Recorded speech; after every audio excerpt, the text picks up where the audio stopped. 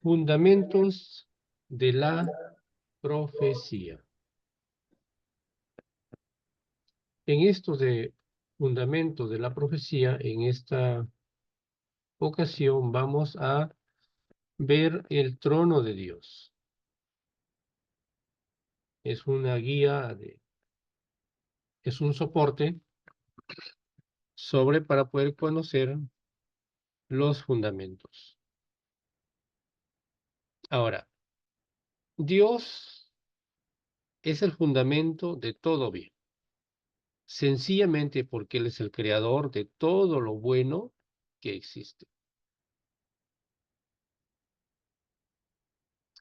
Y esta verdad importante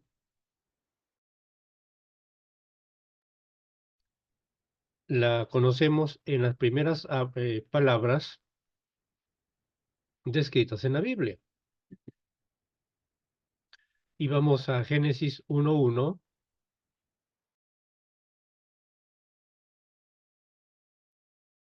Y ahí encontramos, dice, en el principio creó Dios los cielos y la tierra. Entonces, desde ahí partimos. En el principio. Desde ahí partimos que Dios es el fundamento de todo. Y no solamente el trono de Dios viene del principio, viene aún desde antes del principio. Desde antes que se fundara, que se creara, que se diera vida a este planeta Tierra. Ahora, en la frase hebrea, el verbo crear procede al sujeto Dios, una forma de afirmar que puesto que Dios es el creador y que Él es el Dios. Entonces, en esta ocasión vamos a lograr reflexionar acerca de lo que significa, lo que es el verdadero fundamento de la base de 3 revelaciones bíblicas acerca de Dios. Es el propósito de este material de estudio, poder llegar a comprender de que realmente Dios es Dios y que Dios gobierna desde su trono aún antes de la creación. Ahora, hago un pequeño paréntesis. Si Dios es el creador, todo lo sabemos, todo lo conocemos. Un lenguaje muy simple y muy sencillo que todos hemos conocido. ¿Estamos? Que todos hemos conocido o que todos conocemos. Desde que tenemos uso y razón, Dios es el creador, Dios es el dueño. Hasta ahí estamos de acuerdo. Pero ¿por qué entonces, si ya lo sabemos, ya lo conocemos de memoria muchos de nosotros, ya nos han explicado aquí, allá, en el colegio, en la iglesia, en la escuela sabática, aun cuando estábamos los que hemos tenido oportunidad de ir a la clase de los menores? Entonces, ¿por qué esta redundancia de querer volver a este temario de Dios o el trono de Dios o Dios es el creador? Interesante punto de vista del cual queremos hoy analizarlo. 3 cosas importantes. Más adelante vamos a entrar al detalle de el paréntesis. 3 cosas importantes. Nuestra atención se centrará primero en el trono de Dios en el cielo. Primer punto. Puesto que Dios es la causa de todo y todo depende de Él. El Señor es el Rey que gobierna sobre todo. ¿Estamos de acuerdo ahí? Por lo tanto, Dios es presentado como el Rey de Reyes y sentado en su trono en el cielo. Así lo dice Isaías y también lo dice el apóstol Juan en Apocalipsis. Luego nos trasladamos al trono de Dios en la tierra, puesto que Él gobierna el universo y su trono tiene también jurisprudencia sobre la tierra. Ahora, en esta segunda sección aprendemos acerca de la realeza de Dios en el mundo, en el jardín del Edén, y más tarde en Israel en relación con el arca del pacto, y Sión descritas como lugares vinculados al trono de Dios. El jardín del Edén, vinculado al trono de Dios; Sión, la amada Sión, el pueblo de Israel, vinculados con el trono de Dios. Entonces comprendemos de que no solamente Dios tiene su trono allá, sino que luego lo trasladó aquí. Y de alguna manera, podemos de repente colocarlo como un segundo plano, como una parte de una alternativa. De alguna manera, el trono de Dios bajó a la tierra, en la representación de Jesús. De alguna manera, si podemos eh, darle alguna referencia. Porque representa el cielo, Cristo es del cielo, Cristo es Dios. Entonces, si Él vino a este mundo, pues podemos también llegar a entender de que de algún modo el trono de Dios se trasladó a la tierra. Jesús mismo, Dios mismo en la tierra, tocando, hablando, caminando, sanando, bendiciendo, haciendo milagros, levantando muertos. La representación del cielo vino de alguna manera a la tierra. Y en la tercera sección abrazaremos nuestra esperanza futura de participar del trono de Dios en la Nueva Jerusalén.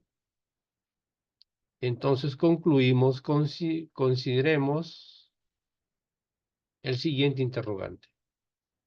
La siguiente pregunta que podemos hacernos esta mañana. ¿Qué significa para nosotros hoy tener el trono de Dios en nuestro corazón? Ahora ven que tiene relación lo que hablábamos sobre Jesús.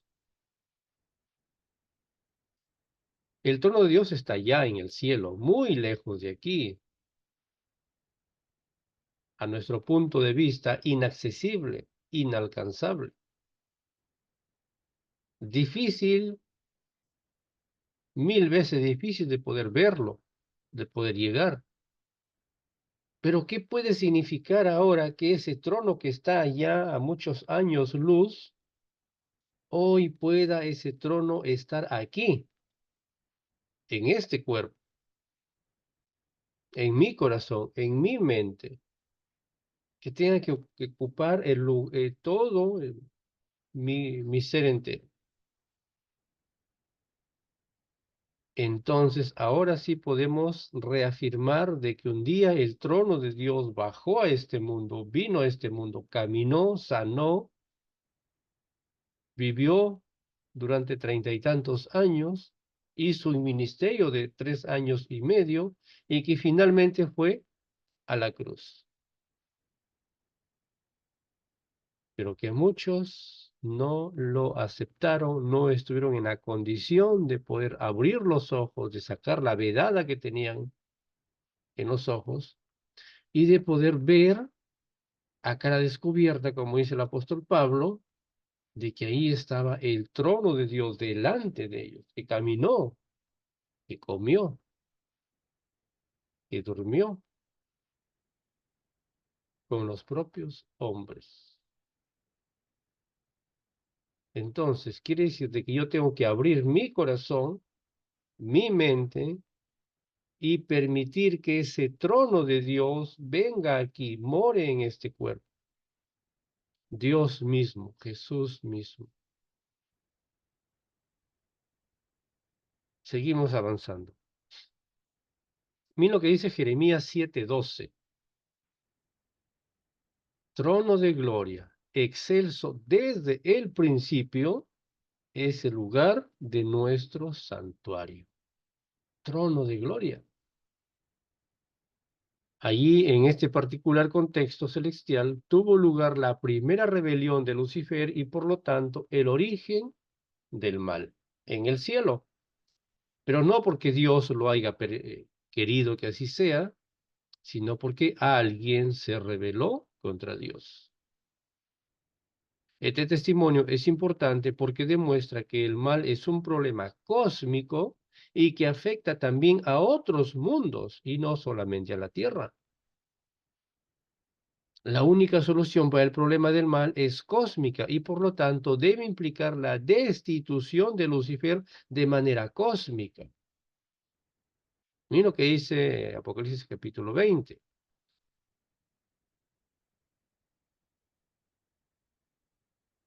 A ver, estamos, ahora nos hemos salteado. Creo que se nos borró el texto. Sí, aquí está. Solo que está aquí mal. No se corrigió el. Vamos a corregirlo. Mira lo que dice Apocalipsis capítulo 20. Cuando los 1000 años se cumplan, Satanás será suelto, regresamos, de su prisión. Versículo 10. Y el diablo que engañaba, fue lanzado en el lago de fuego y azufre, donde estaban la bestia, el falso profeta, y serán atormentados día y noche por los siglos de los siglos. Finalmente, el mal se terminará de manera cósmica. Satanás será suelto de su prisión y luego será enviado al lago de fuego. Y más allá, que ahí estará el falso profeta, y estará la bestia, también muchos hijos de Dios que fueron creados a imagen y semejanza de Dios, pero que por su desobediencia, por su intransigencia, por su rebeldía, también penosamente, lastimosamente, tendrán parte en este lago de fuego y azufre. Que ese nunca fue el plan de Dios.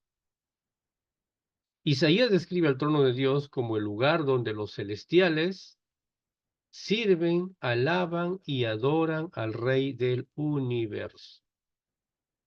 Isaías 6:1 dice: vi al Señor sentado sobre un trono alto y sublime. Vamos de esta manera ya tratando de responder la pregunta que hacíamos al inicio. Entonces, toda la Biblia muestra desde la creación hasta el Apocalipsis de que el único digno de ser adorado es Dios. Y al único quien tenemos que adorar es a Dios, a su trono. Nuestra adoración tiene que estar inclinada, mirada hacia arriba,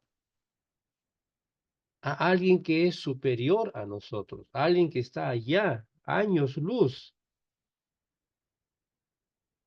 Por eso el día de ayer culminábamos diciendo, ¿no? Una cosa es ver a Dios en la adoración y otra cosa es verlo a Dios en nuestra comunión con Dios día a día. Aquí estamos hablando de adoración, no estamos hablando de comunión con Dios. Porque en comunión con Dios, Jesús es mi amigo, Él va conmigo, está conmigo, estamos al mismo nivel, ¿correcto? Esto debe quedarnos muy claro. En nuestra comunión con Dios, 24 horas por día, Él está conmigo, va conmigo, estamos al nivel. Pero que cuando Dios nos pide adoración, y lo vamos a aclarar ya casi en la última parte de esa sección, tengo que ver de que Dios está arriba, años luz, está sobre mí y yo necesito de Él. Yo soy una criatura, soy su creación. Entonces, ese es el punto central de este material, de esta lección. afianzando nuestra lección número 7. Ese es el punto, es el enfoque central de todo esto. Que tenemos que aprender a verlo a Dios como alguien superior a mí, que yo dependo de Él y que yo necesito ir a su palabra y dejarme convencer por lo que dice aquí su palabra, porque esta es palabra de Dios. Dios mismo lo instituyó, Dios mismo lo habló, Dios mismo lo mostró, Dios mismo ordenó, si pudiéramos usar esta frase, a sus siervos para que escribieran no lo que ellos querían pensar, no que lo que ellos querían hablar, sino que la palabra de Dios, lo que Dios les estaba revelando. Entonces, esa partecita es la que a nosotros todavía nos cuesta hoy en día entender. Porque si hubiéramos entendido esto entonces, ayer decíamos una pregunta, ¿no? Y el otro día también lo habíamos hecho, creo que la semana pasada habíamos también hecho esta pregunta, ¿no? ¿Por qué hay tanto desorden cuando hablamos de adoración en la iglesia? ¿Por qué? Porque no estamos entendiendo realmente la santidad, lo que representa realmente el trono de Dios. La situación del trono en el cielo es rica en ideas acerca de la realidad divina y en enseñanzas que nos conciernen. Cuando el rey de la creación, Dios, gobierna y controla todo el universo, esta idea implica para nosotros la obediencia a sus leyes y la confianza en su poder y en su liderazgo. Dios sigue siendo el gobernante. Todas las criaturas, incluidas los seres humanos, deberían ver a Dios como su juez. Estamos notando aquí, yo debo ver a Dios como mi juez. Estamos hablando en el término de adoración, lo que significa que Dios es quien ve y evalúa todas nuestras acciones buenas y malas. Cuando estamos frente a un juicio terrenal, está ahí sentado en la mesa el juez puede ser mi hermano, el juez puede ser mi padre, mi hijo, estamos haciendo un ejemplo, pero hay un juicio. El juez, el abogado, ¿no? Pueden ser con quien de repente comemos juntos, jugamos, vamos de paseo juntos, pero estamos frente a un juicio. Y por lo tanto, él está sentado allá porque él, su papel de él, su profesión de él, su rango de él, él es juez. Entonces, ¿por qué yo también no, si soy su amigo, su familiar, su padre, su hijo, su esposo, su esposa, ¿por qué no voy y me siento en ese lugar también? Si el problema es conmigo. Ahora podemos entender, en ese momento del juicio, él es el juez, él es el abogado, él es el quien tiene que estar allá. Mi papel mío, por más padre que madre que seamos, mi papel mío como acusado es estar en el banquillo de los acusados y esperar la sentencia que allá pueda. Por lo tanto, en ese momento no puede decir, oye, como a veces, muchas veces nos llamamos a veces con algunos nombres de cariño, ¿no? En ese momento es señor juez, señor abogado. ¿Me dejo entender? Ya cuando está en casa, cuando estamos dentro del ámbito, ya nos hablamos como a nosotros mejor nos parece, ¿no? De la forma común y corriente que muchas veces nos hablamos. Pero en ese momento del juicio es el Señor, es el juez, tiene la palabra. Yo no voy y le voy a dar un palmetazo como yo acostumbro a darle. Entonces, creo que después de este ejemplo tiene que quedarnos muy claro. En nuestra comunión con Dios 24 por días, Dios convive con nosotros. Pero en el sentido de adoración, Dios está allá como juez. Y lo que dice aquí el comentario, está evaluándonos, nos está mirando, nos está observando, está registrando nuestras acciones. Miren lo que dice Eclesiastés 12:14. Porque Dios traerá toda obra a juicio juntamente con toda cosa encubierta, sea buena o sea mala. Además, vemos desde esa perspectiva que Dios es quien nos salvará del mal, ya que en la Biblia el juez actúa también como el Salvador, nuestro abogado. Jueces 6:36.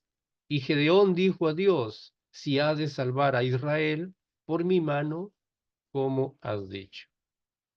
Él es nuestro Salvador. Él vino, ocupó el lugar que nosotros teníamos que ocupar. Y hoy todavía Él como juez, Él sigue evaluándonos, sigue mirándonos desde su trono y todavía Él está siendo nuestro Salvador. Al situar el trono de Dios en el cielo, la Biblia muestra que el juicio y la salvación no están en nuestras manos. Por lo tanto, yo no soy juez, yo no soy abogado, yo soy lo que está dentro del banquillo de los acusados. Soy una criatura, porque solamente el quien me va a salvar, el quien me va a juzgar es Dios. Por lo tanto, tengo que tenerlo muy presente de que Él está sobre nosotros. El día que nosotros comprendamos esto realmente, vamos a poder realmente, nuestros ojos serán abiertos y vamos a realmente a poder ver la gran magnitud que representa Dios, que significa Dios,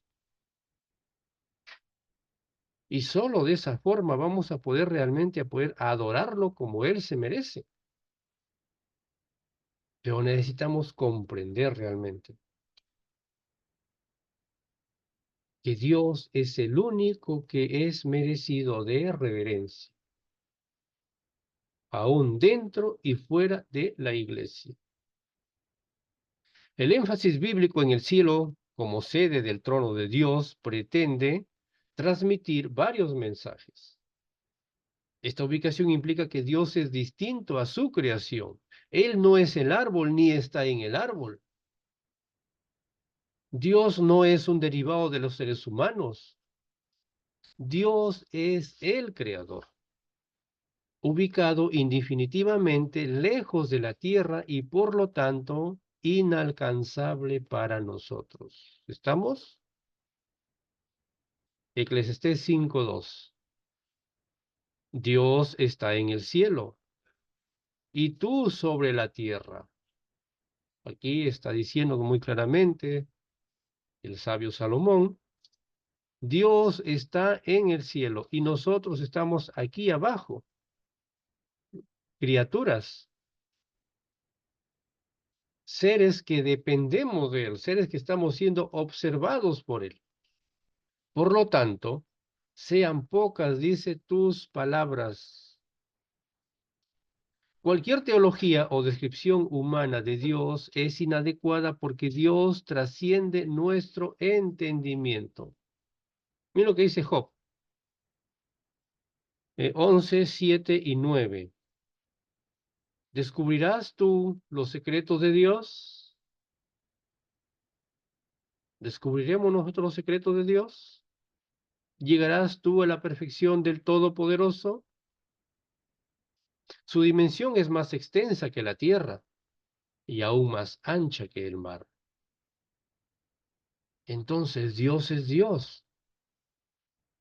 Isaías dice, capítulo 55, 8 y 9, porque mis pensamientos no son vuestros pensamientos, dice Dios. Dios no piensa como usted y yo, ni vuestros caminos mis caminos, dijo Jehová. Como son más altos que los cielos,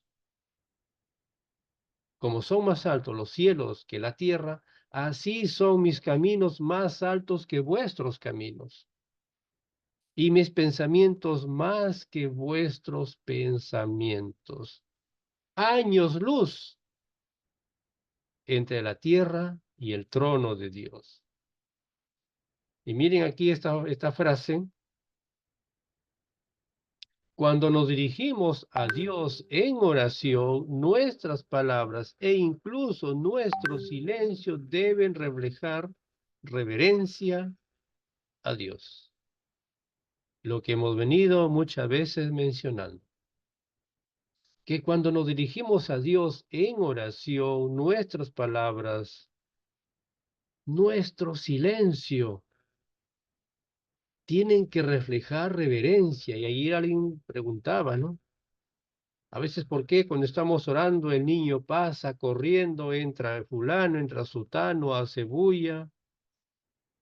Y muchas veces no respeta el lugar de oración, no sabe discernir de que en ese momento alguien está ahí de rodillas delante de Dios.